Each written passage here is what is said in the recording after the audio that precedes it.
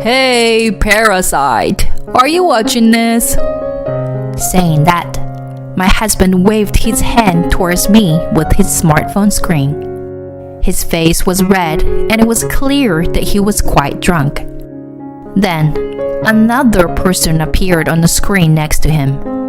"Come on, Claire, let my brother go already, you parasite." That was my sister-in-law Amber. These two call me a parasite who has no choice but to rely on my husband's income as a full-time housewife. At that time, they made a video call to me while drinking at their parents' house on purpose. I let out a deep sigh. "Hey, you were drinking at your parents' house now, right? Are your parents there?" Yeah, they're here. Why? "Can you let me talk to your father?" Huh? Why? Are you planning to tattle on me to my dad or something? My sister-in-law's high-pitched and carefully voice spoke up from next to him.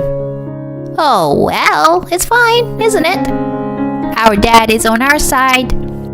Daddy, Claire wants to talk to you." I couldn't stop laughing at the voice of my sister-in-law calling my father-in-law. I can finally correct their misunderstanding that I had been enduring. I am Claire, a 32-year-old full-time housewife. I used to work at a major advertising agency, but shortly after getting married, my husband asked me to become a full-time housewife. Hey, Claire, can you become a full-time housewife? I'll support you. Huh? I was surprised by his words, and my husband took my hand gently. He was a completely different person back then, much kinder than he is now. 'Cause we got married, right? If we want a happy home, it's better for one of us to stay at home and take care of things. But I can't do housework, and all I can do is work. You, on the other hand, are good at that kind of stuff, unlike me, right? Well, I'm not really that good. What are you talking about? Didn't you cook for me some Italian on your day off before? It was really delicious, and it made me feel so much better. I really respect and love that about you. So, please, quit your job, okay? Seeing my husband asking me like that, I reluctantly made up my mind. "Okay, I understand. I don't know if I can quit right away, but I'll talk to my company." Thanks, Claire. I appreciate it. My husband's face lit up with joy, and I couldn't help but wonder how much this meant to him that I became a housewife.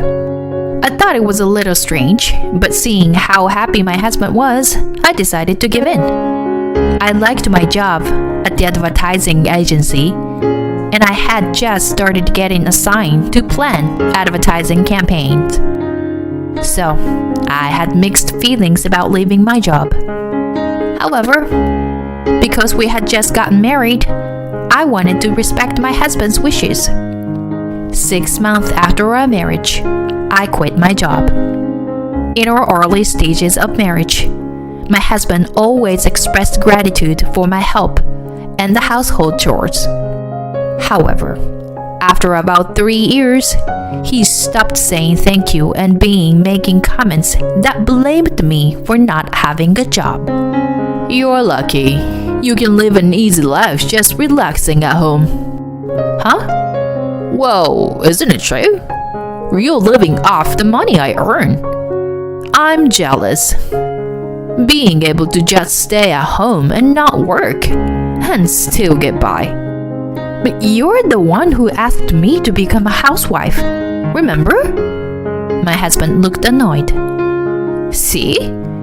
You can use my words as a shield to justify yourself. It's so easy, isn't it? Well then, if you were a housewife, focus more on household chores. You have it easier than anyone else in the world, since you don't work and you don't even have children. And yet, You always do things half-heartedly, don't you? He is probably referring to the frozen foods I received from our neighbor. What are you talking about? The frozen food? They own the grocery store, remember? They gave us a lot, so I don't want to waste it. I'm trying to save money on groceries and save for our future. When I said that, my husband stuttered. He had been talking about saving money to build a house, so we had discussed the saving. Well, I know that without you telling me. But saving money and making half-hearted dishes are not related. If you received frozen food, you can use it, but try to be more creative. Make it look like a more elaborate dish. I sighed at my husband's complaint. He must think that putting unnecessary effort into something is a good value. I've never made things difficult for my husband by cutting corners on cooking, cleaning, or laundry. I shouldn't have to be called the one who has it the easiest in the world, despite this. I thought that, but I didn't want to argue, so I said, "Understood." I already knew that my husband's change in attitude had its roots in work-related stress. He has a selfish side that makes him think, why am I the only one going through such a tough time when I'm tired and struggling? He only sees his own hardships and doesn't think much about others. This narrow-mindedness makes him oblivious to the effort that I put into household chores. That's why he started thinking, I work so hard, yet the money keeps disappearing because of my wife. It seems that my sister Amber, who dislikes me, also whispered bad things about me in his ear. Claire is like a parasite, isn't she? Amber, who boasts about earning a lot of money as a model, found an easy target to criticize in me, who has no income. She's already in her mid-30s and doesn't know how many more years she can continue modeling. Yet, she's not capable of decent judgment. My husband, who was already small-minded, was further fueled by his sister's words and started using even more hurtful words against me. You are a parasite who has no choice but to rely on my money in my house. So don't act all high and mighty. My husband has been saying such awful things to me for years now. I try to think that there was no point in arguing, but I've reached my limit. Since my husband, Amber, and my in-laws are all here, it's a good opportunity to tell them the truth. So I asked my father-in-law to come over. Oh, hello Claire. How's it going? Then I told my father-in-law about the abusive words that the two had been saying to me, and about my decision. Then my father-in-law let out a huge sigh over the phone and yelled, What have you guys done? We were going to build a two-family house and live together with Claire's money. I could feel a sudden chill from the presence on the other side of the screen. Yes, my father-in-law was right. I had enough savings to build a house. That was because I still had an income ever after quitting my job at the advertising agency. Actually, I had started freelancing from home and was making quite a lot of money. At first, it was just to pay off my student loans. After quitting my job as my husband had suggested, I couldn't repay my loans without any incomes. So I utilized my experience at the advertising agency and started searching for design jobs, including advertising. After I started working from home, my income increased rapidly, and I was scouted for many projects. By the time 3 years had passed, my monthly income had exceeded $10,000. since my husband said that he wanted to build a two-family home and live with his parents in the future, I saved most of my earnings for that purpose. I thought it would be a good use of my savings. However, I didn't tell my husband about it because I knew he had a habit of spending money recklessly. He might have suggested going on a trip or buying a large TV with my money. But I secretly told my in-laws because they had always been kind to me. I continued explaining to the screen until I started being called a parasite by Wayne and Amber. I didn't mind living with you and contributing money to build a two-family home at all. But their bullying towards me has been increasing year by year. Amber even asked me to set her brother free. So, I will do as she said and set him free. I will divorce him. So please forget about the new home. When I told my father-in-law, he shouted at his son and daughter with a trembling voice that even I could feel the vibration through the phone. You two. Why do you always do things like this? We've had to apologize to many people because of your rude behavior, he exclaimed, and my mother-in-law's voice joined in, sounding concerned. Hey, what is this? Why are you shouting like that? Wayne and Amber did it again. They spoke rudely to Claire, and now she's angry. She asked us to forget about the two-family house plan. What? No! My mother-in-law was shocked. I didn't know anything about that. So, there's nothing I can do, right? That's right. It's your fault for staying quiet. My husband and Amber also fought back, but the father-in-law's voice grew even more intimidating. It's because you guys say rude things. Their argument continued over the phone, and I listened silently for a while before I got tired and hung up. The next day, they all came to our house together and bowed their heads in apology.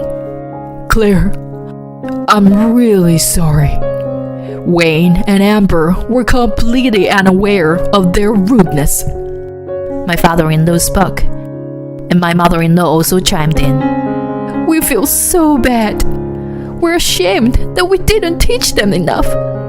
We'll make sure that they will never say something like that again. After apologizing individually, they turned their sharp gaze to my husband and Amber. Claire, I'm sorry. I was the one to ask you to become a full-time housewife, but something was going on with my job. To tell you the truth, I was demoted recently, and I said some unnecessary things because of the stress. I wasn't serious about it, you know. Besides, if you can earn money, we'll be okay, right? Please, forgive me. You didn't start your abusive words at me recently, did you? I said, and then I took out my smartphone and played back the saved audio data. Don't act so high and mighty when you're just a parasite relying on my money in my house. It's really unfair to live off the other people's money when you have no income of your own, isn't it? You couldn't survive without depending on me, could you? Relying on others for everything might seem easy, but it's actually quite miserable. As the terrible words I received from my husband and Amber over the past few years echoed through the room. This is only a portion of what I have as data. Then my father-in-law raised his voice again. You! Did you really say such terrible things? How did you become such human beings? Well, what can we do? We didn't know we were being recorded. Amber still hadn't apologized to me even once, and her rebuttals were not only quick, but also poorly thought out. Despite this, Amber glared at me with sharp eyes. However, I wasn't going to give up just yet. Amber, it's no use looking at me like that. What you said to me has been recorded as evidence. Even you understand what people will think when they hear it, right? I'm going to claim alimony from you and your brother based on this. Alimony? Amber's voice flipped over, and my husband's tone was also disrupted as he opened his mouth again. Wait a minute. Please, don't ask for compensation. We've already apologized. This is not a joke. You can't expect me to forgive you with just a few words of apology? Well, perhaps we should bring a third party to objectively assess the situation. Don't worry. If it's an unjustified claim, it won't go through. But my husband's voice trembled with uncertainty. It's only natural. If a third party is brought in to judge such a matter, it's clear that the two would be blamed. With a troubled expression, my husband turned to his sister. Sis, you should apologize properly too. After all, it was you who started calling her a parasite and all that. I wasn't serious. What? Are you trying to blame everything on me? 'Cause you were more responsible. And I already apologized, didn't I? Who's more responsible, you're saying? I sighed at their argument. It seemed that their parents felt the same way. After a while, their father scolded both of them again. Both of you, cut it out. It doesn't matter who's at fault. Saying that, he shook his shoulders in anger. I said to him, "Thank you very much for understanding. I really appreciate you, but my decision will never change. I'm going to get a divorce and claim compensation." I see. If that's what you've decided, there's nothing I can do. Anyway, we'll do our best to respond sincerely. And so, I ended up getting divorced, and of course, I also demanded compensation. My husband was struggling to pay the compensation because he had been demoted and his salary had significantly decreased. Amber seems to be struggling even more than her brother and called me crying, asking me to reduce the amount of compensation. It was no surprise, since the demand for models in their late 30s were low. But Amber couldn't let go of her past glory and clung onto her job as a model. Despite her drastically reduced income, she still had the spending habits of the past and had been in debt even before. I didn't sympathize with her and refused to reduce the compensation. In the end, both my ex-husband and Amber had to rely on their parents and move back to their home. Who is the real parasite here? I wonder. As for me, I resumed working at the advertising agency and obtained permission to continue working as a freelancer. With the monthly compensation and my savings, my future is secure. I can now do what I love and enjoy my life to the fullest.